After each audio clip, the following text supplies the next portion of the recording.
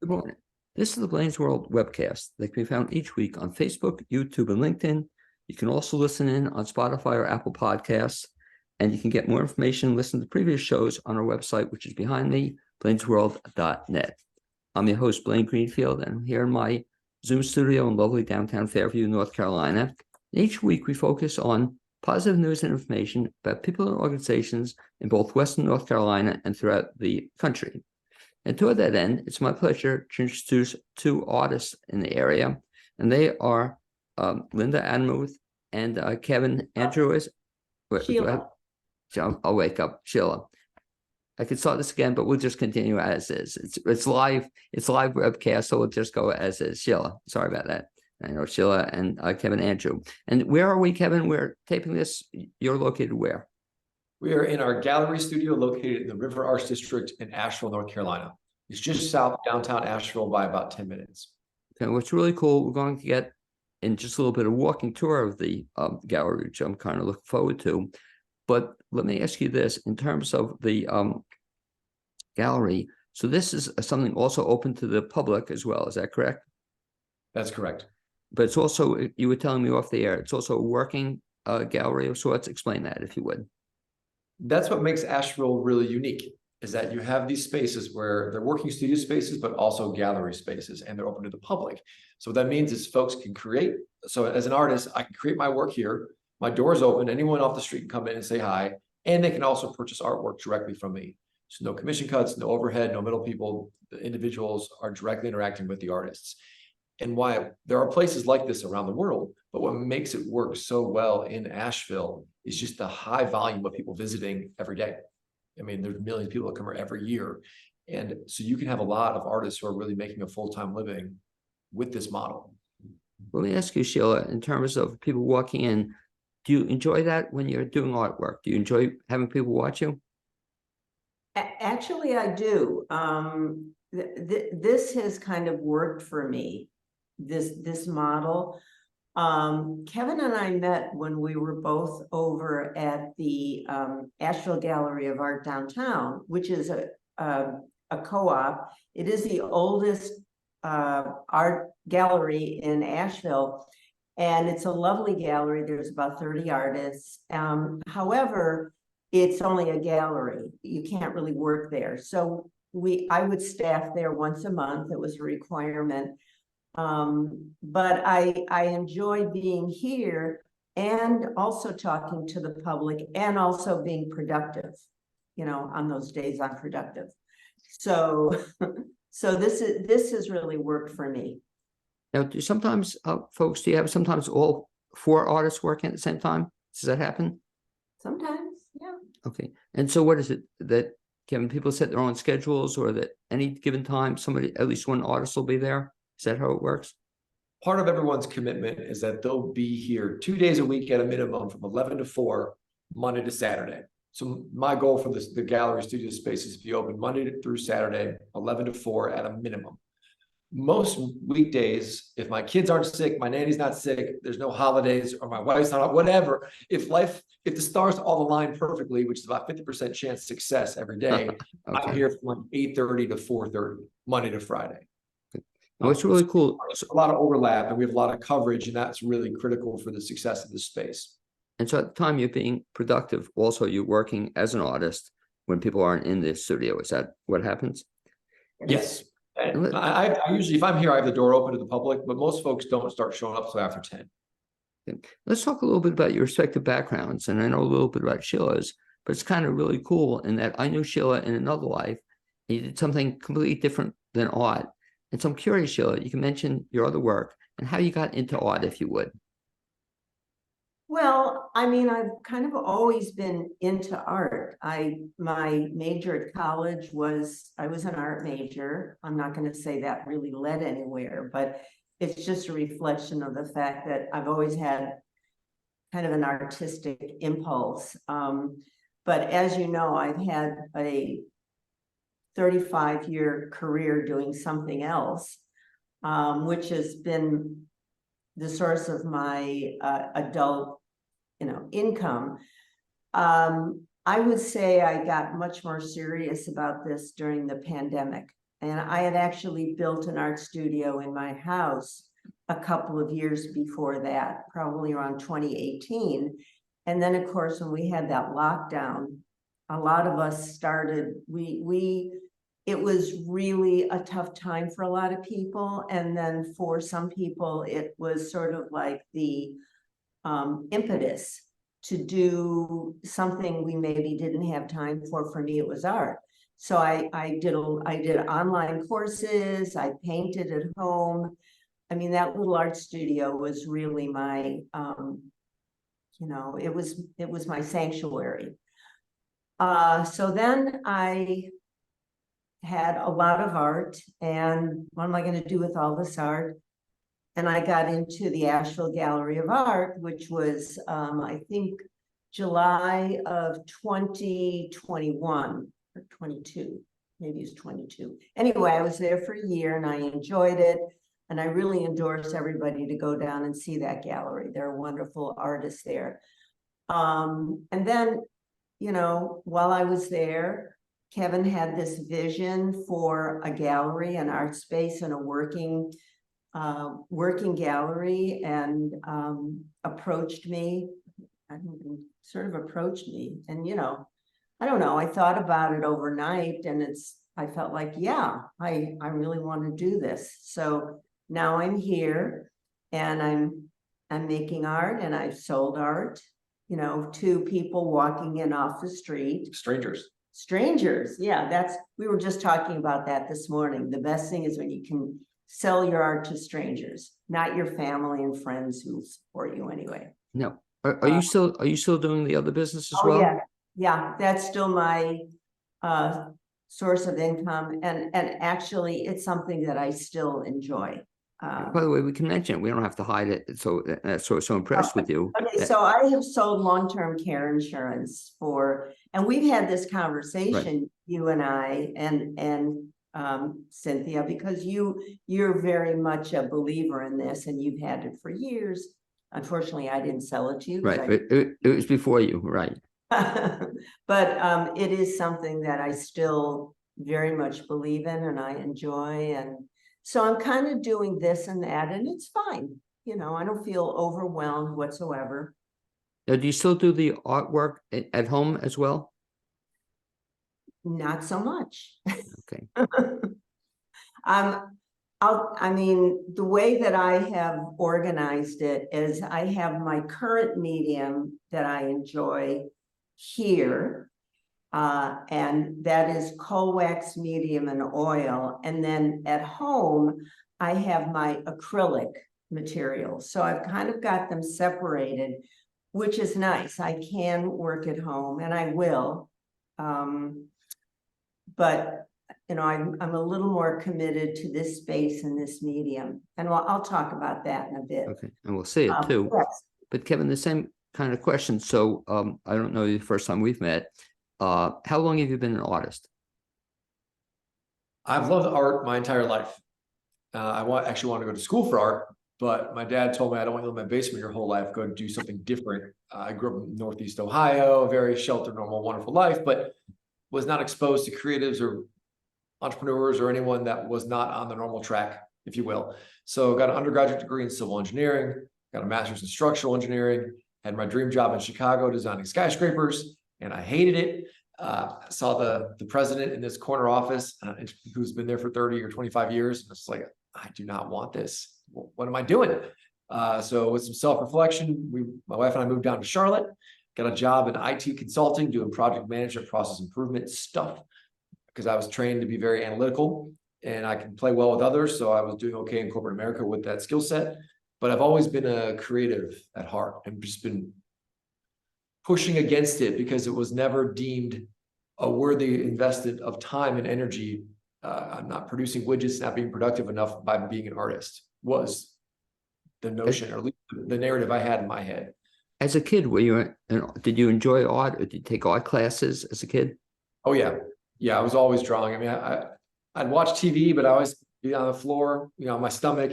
I would have big books I'd bring out and then have paper and be drawing while I'm watching TV. And I did that all of it.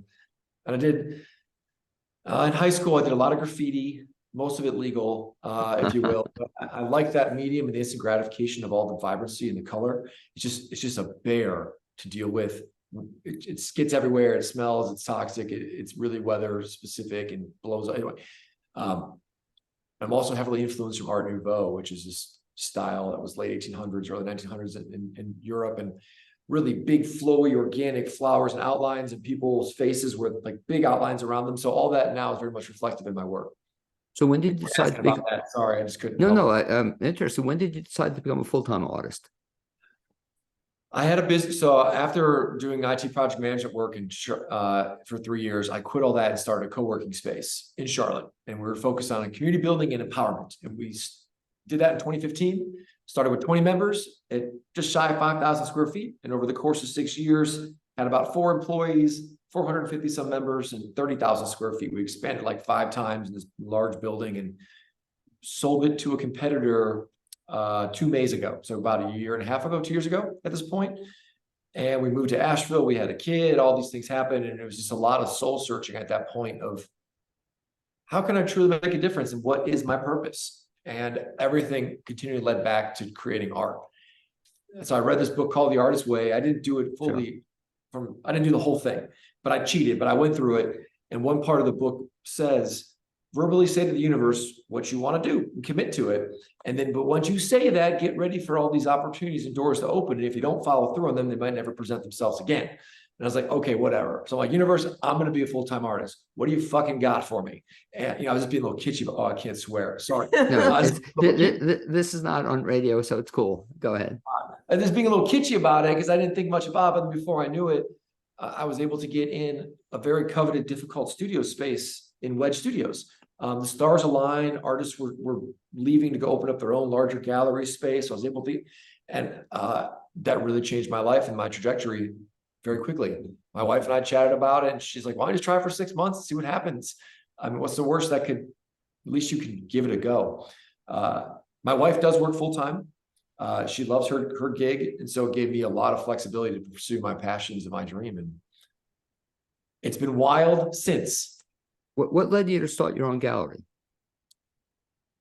I wanted, frankly, control. To be totally transparent, I was subletting my space from another artist, and I wanted my own lease with the landlord or my own building, but I didn't have any capital to do so. So this was the next best thing. And this space came available, and finding a storefront space in the River Arch District on street level is very difficult. And when those opportunities present themselves, it might not happen again. So I decided to jump on it, and it checked off all the boxes for what I wanted to do.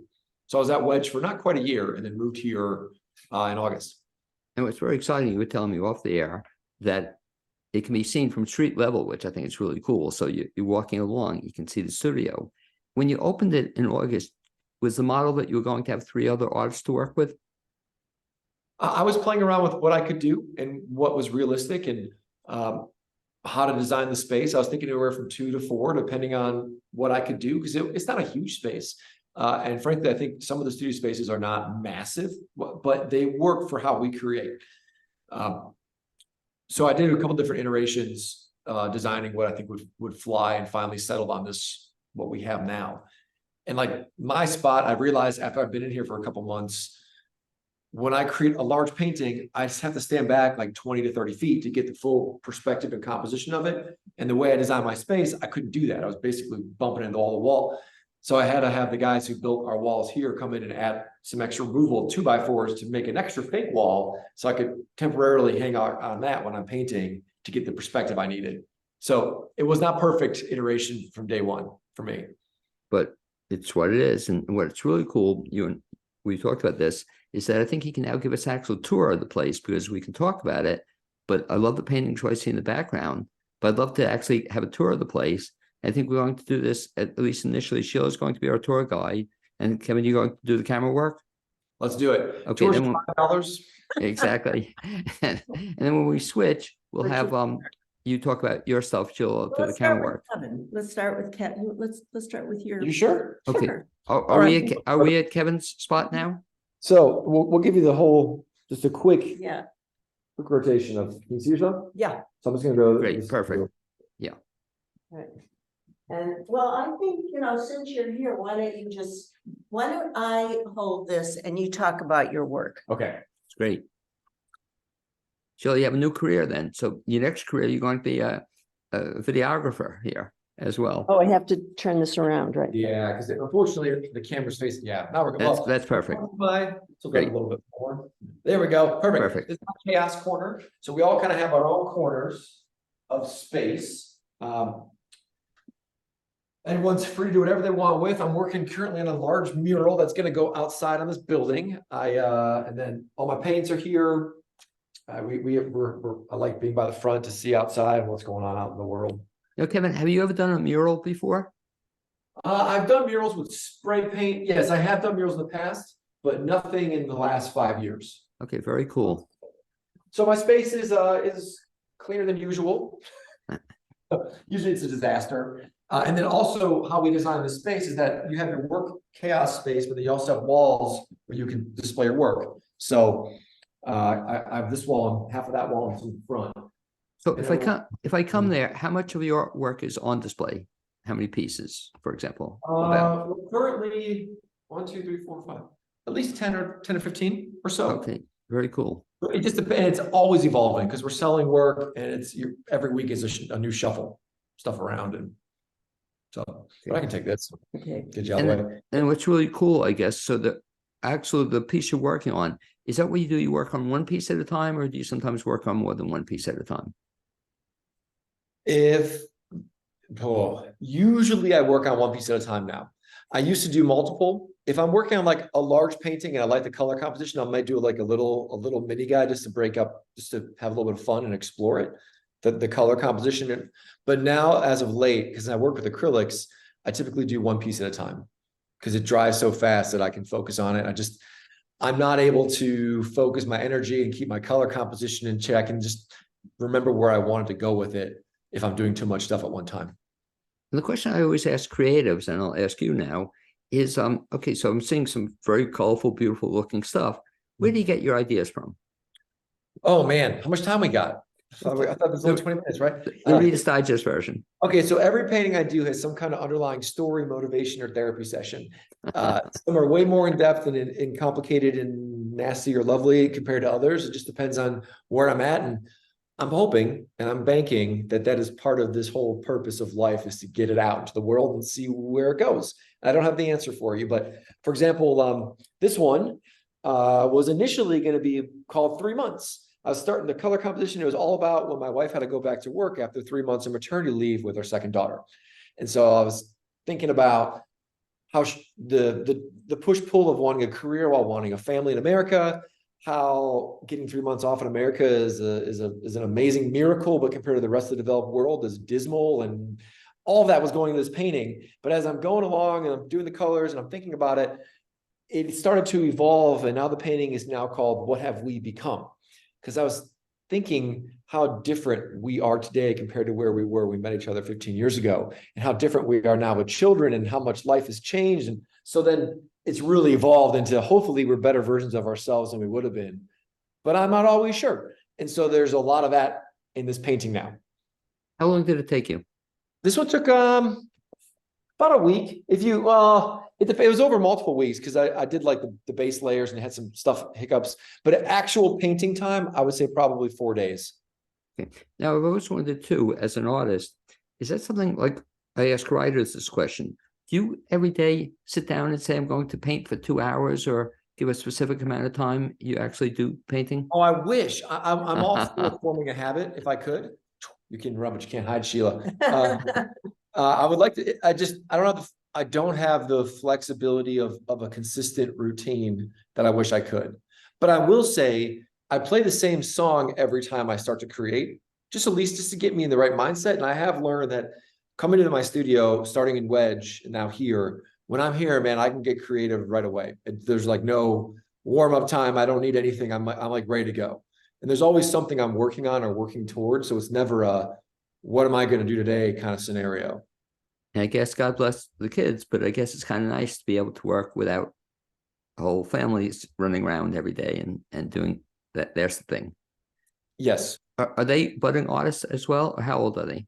My one daughter's 4 and the other daughter is 11 months. Okay, the 4-year-old, has she The picked up 4-year-old she is a rabid creator, for sure, big time. And my mother-in-law is really talented. She does a lot of stuff at Art Play down the street, and she does all kinds of fun stuff with it. Her and Andy just create for hours, all different mediums and styles. So I'm grateful she's around, kind of pushing Andy in different directions. And one last thing before we turn it back to Sheila, if you want to just point out some of your other artwork or yourself and just give a quick look at it, I'd like to see it. I'll show you. These are some of the smaller works here on this wall. Oh, It's wow. frankly too much in one wall. I admit it. I know it is. I prefer just one layer of art, or maybe 2 max. But I just needed somewhere to put it for now. But yeah, all these are different meanings, different styles, or different. Excuse me. They all mean something different, and were created a different period of time over the last year and a half. And as an artist, if somebody came into the studio or spoke to you, I assume if they want you to do something just for them, you would do that as well? Or do you get commissions? I do a lot of commission work. I'd say about 80% of my earnings right now are commissions.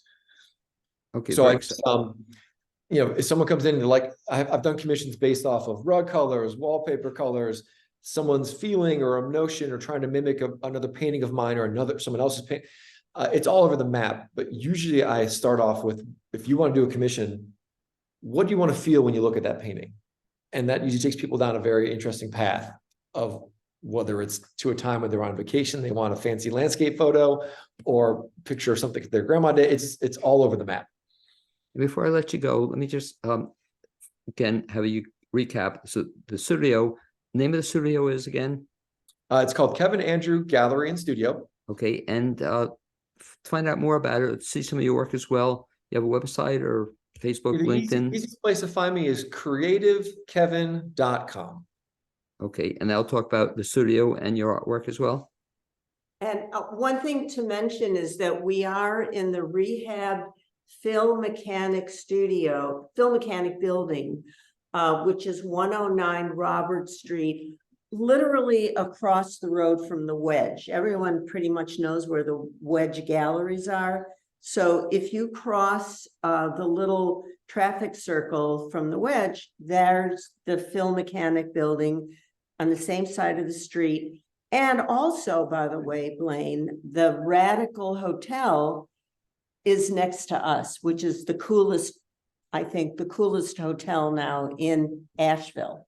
And it's worth a visit in and of itself. So we're right between the Radical Hotel and the Wedge building. And what'll be cool when I come visit is that down the road, we'll also see Kevin's mural on the side of the building. Is that it? Okay. I sure hope so. Come hell or high water, I think. Are you working on that now as well? I am. Okay, great. And now I want to have you turn it over to Sheila, if you would, and we can our tour. So just people, one point, if I could just mention, Sheila, if you're listening to this, I guess you're going to have to go to Kevin's website. Kevin, I'll send you a link so we can put the tour so people can see the tour if they can't, if they're just listening to this. But we're right now with Shela Anmuth, and we're getting a tour of a gallery studio where she's at. And Sheila, take it away, if you would, please. Okay, so we just visited Kevin's, what do you call it? Your corner of chaos? Yes. All right. Okay. I'm not that chaotic, but just follow me, 10 steps, 5 steps. So this is my, I'll call it my creation corner. And I currently work, my favorite medium right now is co-wax medium and oil, which is just oil paint mixed with cold wax. Where's my cold wax? Up here somewhere. This is just a jar of cold wax. And so with my work is, my emphasis is really on, I guess, texture. It's all abstract right now. And my emphasis is on color, value, and especially texture. And that's the beauty of using oil and co-wax, is you can get a lot of layers and layers of texture. And it involves a lot of play. That's really what I love about it. If you ask me if I have an idea of where a painting is going, although I will talk about this one for a second. So one day I was here with Kevin, and he was telling me that he was going to do a series called What Do Babies Dream About, right? And I made this remark to him, well, I guess if I were going to do something on that theme, it would be more like, what do dogs dream about? And so I happened to be working on this one at the time. And when we had that conversation, I said, well, I think I'm going to just try and take this in that direction. I love it. And so really, this one is almost done. And I think I am going to call it What Do Dogs Dream About? I don't know. Do you know what dogs dream about? We don't know. I see a tennis ball somewhere in there. Oh, yeah.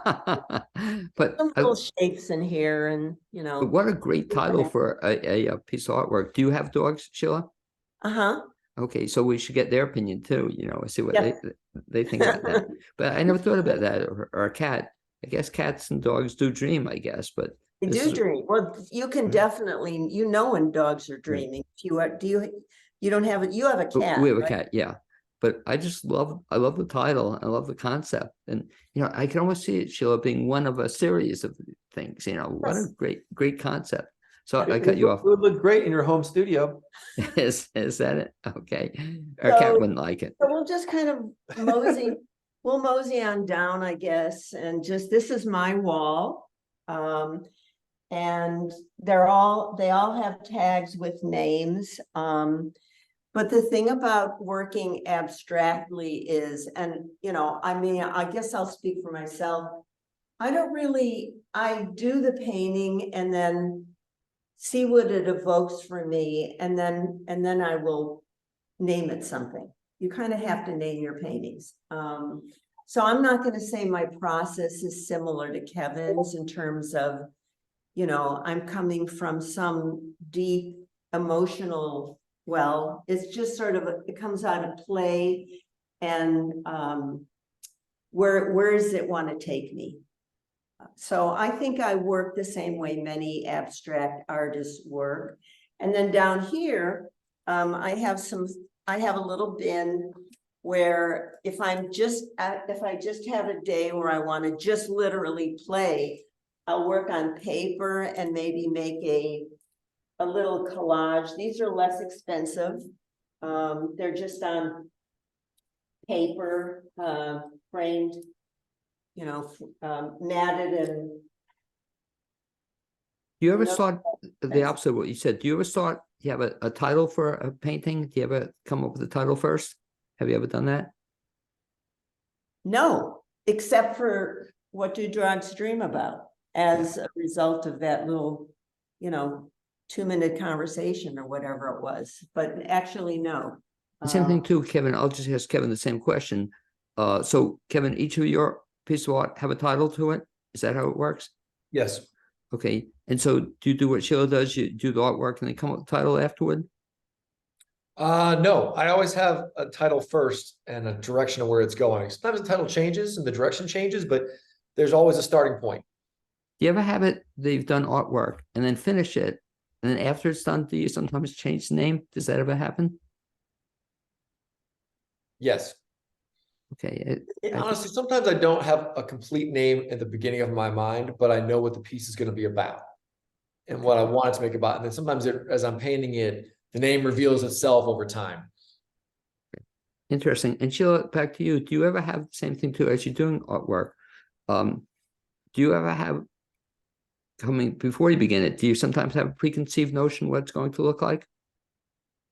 Usually I don't, honestly. It usually starts with mark making on a substrate. And then, and I'm going to say probably I am a little more typical in my process in terms of making abstract art than Kevin is. I think most abstract artists don't really have, there are certain compositional and value qualities you want to keep in mind. So it's not, it kind of starts out very random, and then as it progresses, you develop it with certain artistic principles in mind. So it's not completely random, but the beginning part of it is very random and very childlike. If ideally, absolutely, just getting something down, activating your substrate, and then developing it from there. So it's almost like going from kindergarten to middle school, and then at the end, maybe you're at a higher level, you know, you're in college. That's where you're doing your finishing touches. So it's kind of that process. If you would just show one other. And then if you get to a point, and if you ask, how do you know when it's done? Nobody knows. Nobody knows. And just, if you can just show one other painting, I'm just curious, you mentioned the title of the painting. Show one other painting and tell me the name of it, if you would. Okay, so this one here, I'll just show you this one. So this one here, and this is a co-wax medium in oil, most of them are. And I wanted to get some shapes down that had, you know, more a contrasting value. And I just was, I don't know, this is how it came out. And then I titled it Bad Pipes. So this is called Bad Pipes. In honor of every studio in the River Arts District. Yes. And just as an example, how long, for example, did that take? Ballpark. I mean, oh God, I don't know. I mean, probably, you know, I worked on it over time. I was probably working on a few other things. It has a lot of texture. And the reason I can't really answer that question is because when you work in oil and co-wax medium, you're working kind of in layers, and depending how dry it is, you can work on it. Like this has a lot of, I don't know if you can see it. I've scratched into it. It has some texture in it. And you kind of work on it over time. And then when it's really dry, you can't really scratch into it. So it's really hard to say how long. What's really cool, speaking to the both of you, is that you both are really interesting artists to look at, but they're both different, and your philosophies are different too, you know, in terms of how you create art versus how Kevin creates art, which I think is really a neat thing. That ties in, I think, Kevin, back to the whole concept of the studio, is that, so here you can meet 4 different artists, and I'm fortunate to at least speaking to the 2 of you, but Shela, if you would take us to the next artist's work and talk about that as well. So now we're going towards Asher Bernstein's. You can see his name up here. We all have our names on where our corner is. So I once asked Asher, how do I describe your art to somebody? And he just said, trash art. So that's his description. So Asher he gets a lot of things from family and friends that he kind of recycles. He is really into sustainability. So he'll just take, actually this one he explained to me, I just want to show it because I kind of love this one. Is it dry? No, yeah, it's dry. It is dry. So this is a commission, and this is taken from a photograph from a family member. I honestly don't remember if it was an aunt. Anyway, so he's collaged it, and you can't really tell, but he works with resin. So he did this collage, and then it has a layer of resin, which gives it, I think, real depth and makes it very, I mean, completely archival, meaning that this is never going to go away in generations. So that's what he does. Oops, I just knocked down his tripod. It's okay. So here's another one of his. And basically it's also dry. I think he's probably gonna resin over this. I don't know what these are, but they're like little, what are these? So it's a piece of jewelry. I think Oh, these are no, all, these are key ring or key. yeah, key rings. He just has collaged a bunch of key rings, and in the middle of the key rings are like little, I don't know, Beads. little beads. And he'll probably resin this. It's got this guy in the middle. I don't know what the title is, but so, and then he has these guys up here, and these are called potheads. So he takes these pots and pans and then he collages faces on them. And these are kind of actually popular. People come in and love them. So these are potheads. Well, it's funny you mention that because our mutual friend, and we'll give a shout out to her, was talking about potheads, and that now I know what she's talking about. You know, you mentioned you want to give a shout out to her, our mutual friend. Rona. Yeah. Rona Polanski. Oh, Yeah. well, okay. So you recently did a podcast with her, Right. which is wonderful, by the way. I really enjoyed that podcast. She's very eloquent, smart, and I love her work. And so you said she mentioned something about potheads. She has people doing potheads, and I had no idea what she was talking about. Now I see it though. Well, I think those are probably different. What she was talking about.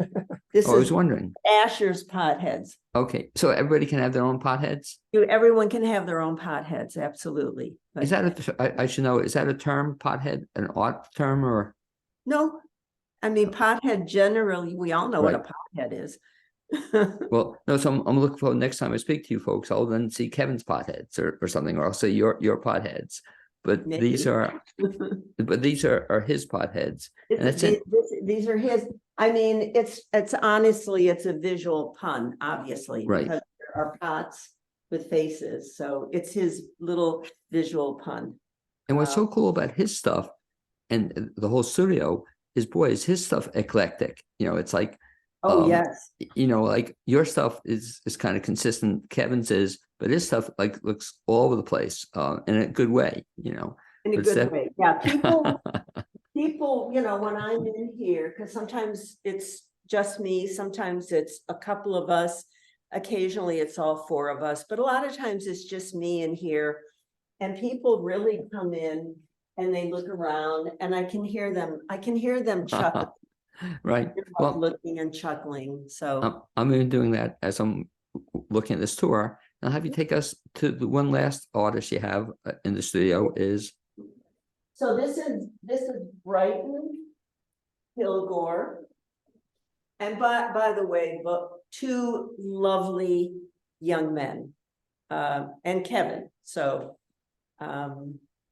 these are, you know, I wish they were here, but they're two lovely, lovely young men. This worked out well for me. So this is Brighton's work, and he works in acrylic. It's very how would you describe it, Kevin? A lot of texture, a lot of vibrancy. Vibrancy, yeah. These are almost day glow colors that he's working with here. And he also works with, I don't want to pick up any of his work because they are dry, but he collages.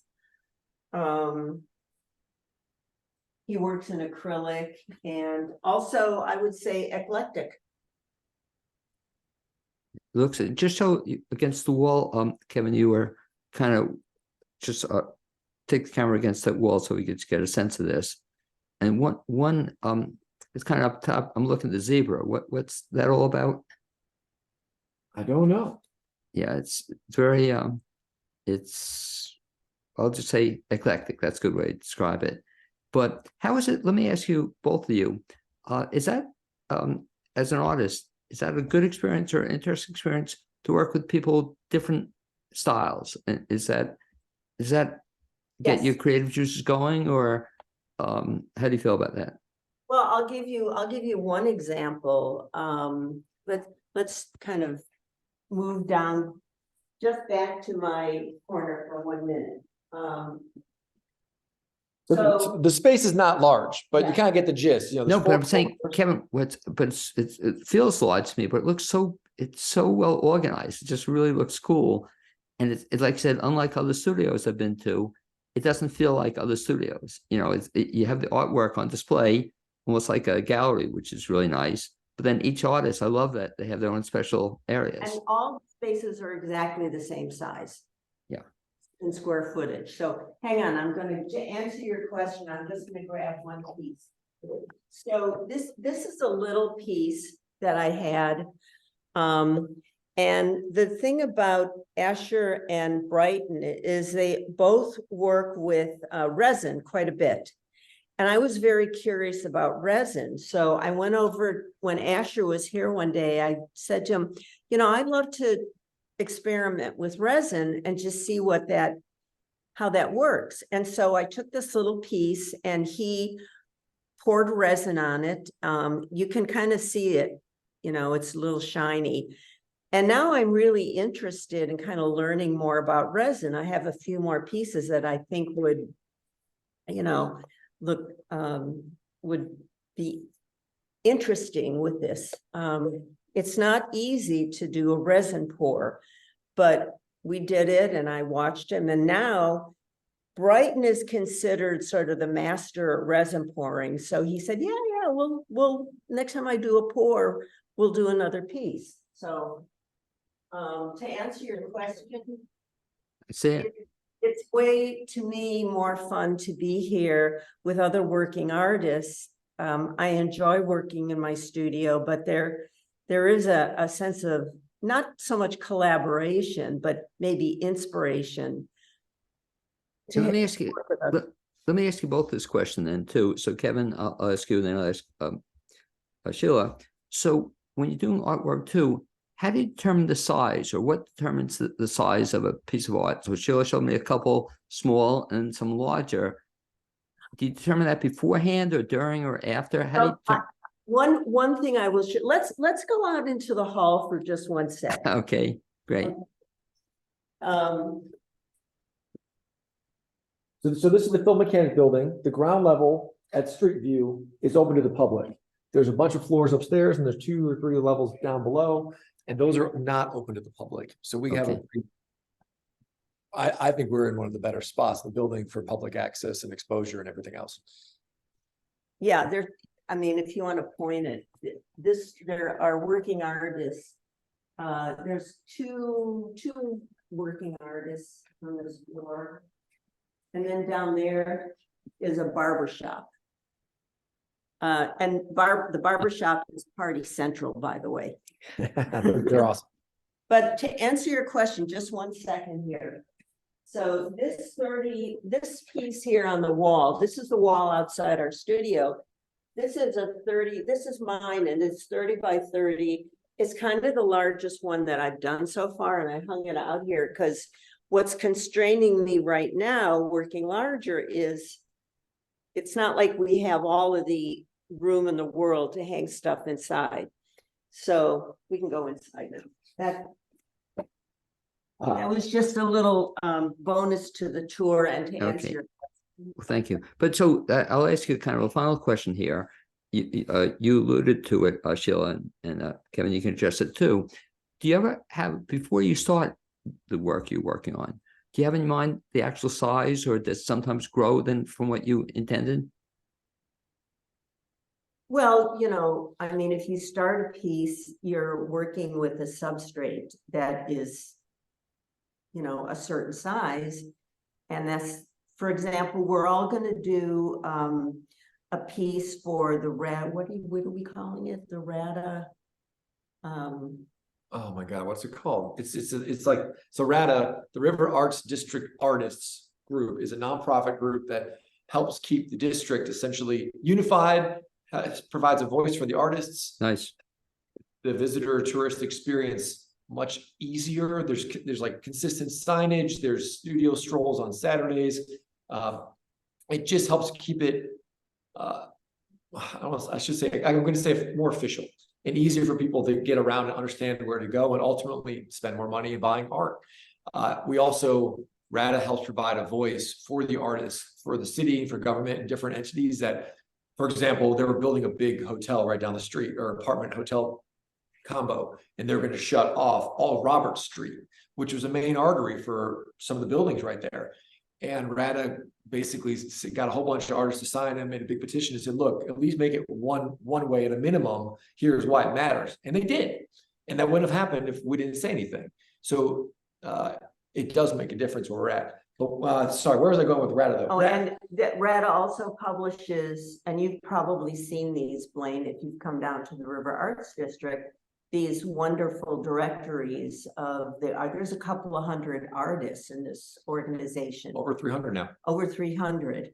And so this directory, this is just a little shot on, I'm a new member, but people have come in here from other parts of the country, and especially other working artists, and they've said, even people from New York have said they've never seen anything like the River Arts District, how, you know, it's kind of cohesive in one area. A lot of people from other parts of the country are very impressed by the River Arts District. And this goes a long way towards keeping us kind of supportive, cohesive and supportive of each other. Anyway, the reason I had started to mention this is the new incoming president, Jeffrey, what's his last name? Burroughs. He came here from New York from during the pandemic, and he's bringing a lot of fresh ideas. One being that every month the River Arts District has a theme that we can present to the public, and the theme for January, there's 12 themes. The theme for January is going to be origins. So the four of us are going to do a small, probably 12 by 12 or maybe 14 by 14, but not big, piece based on that theme. I don't know what mine is going to look like. I haven't started it, but anyway, we're going to start with a small, probably panel, and do something on the theme of origins. It's the beginning of a whole new level of marketing of what we can accomplish in the RAD together. And this is kind of in its infancy in a really fun way. So it's an easy talking point. If someone else comes in and is looking at the art, you say, oh, well, this is our RADA theme wall, and this is the topic of, and here's each one, and here's why it's different. It just gives people one more reason to stick around your space longer to discuss more about them and ultimately potentially drive a sale. And to wrap this up, let me just ask you both kind of a final question here. But if Shela, if folks want to find out about you or your artwork, is there a best way to track you down? Well, okay, so let me just say, I am not the best at social media. I'm actually extremely lame and resistant. Okay. One of the reasons I decided to come into this gallery is he's better at this stuff. So I figure, well, I'll just ride Kevin's coattails on all this social media stuff, which really hasn't happened much, but he's helping a little bit. Anyway, I'm on Instagram. I do have a website, which I haven't paid attention to in over a year. I would say, come here. Come to the gallery, come, and not just us, but, you know, River Arts District, and stroll around. This coming Saturday is second Saturday.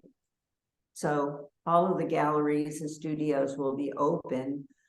All of the art that I've sold, both here and also at the Asheville Gallery of Art, are people coming in, seeing it, and buying it. And honestly, I was talking to another artist over at Riverview Station, who's a friend, and who he's to me, an amazing artist. I was kind of walking around that building the other day and, you know, just talking to a few friends. And I asked him, how are you selling most of your art? And he said, well, people just come in and see it and buy it. He said he's tried social media. It hasn't worked that well for him.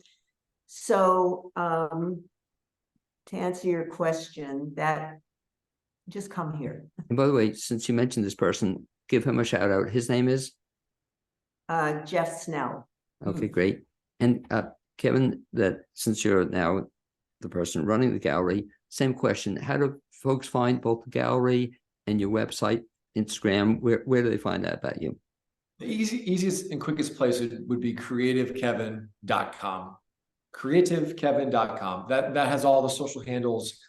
The Kevin Andrew Gallery and Studio does have its own handle on Instagram, but it's in its infancy of usability right now. I do a lot for my own work. I update my website all the time, and I have stuff on my Instagram page and Facebook and everything else and TikTok and all that shit. So it's there. But the best thing is to go to creativekevin.com and find out about all your stuff. And Yes. again, one last time, if you would please, physical location of the place and the hours. So we are located in the Phil Mechanic Building in the River Arts District. And if you want the address, it's 109 Robert Street. That's in Asheville, North Carolina, 28801. It's also right next door to the Wedge Building and to the Radical Hotel. You can't miss it. If you're walking down in the red zone, River Arts District, that's where we're at. Okay, so people want And our to. hours are Monday through Saturday at a minimum 11 to 4. Typically, we're open even more than that, but that at a minimum is what we're going for. Okay, so if people want to find you, they can find you. I hope so. Okay, If they have a like problem, I don't know, please call me. I'll come help you out.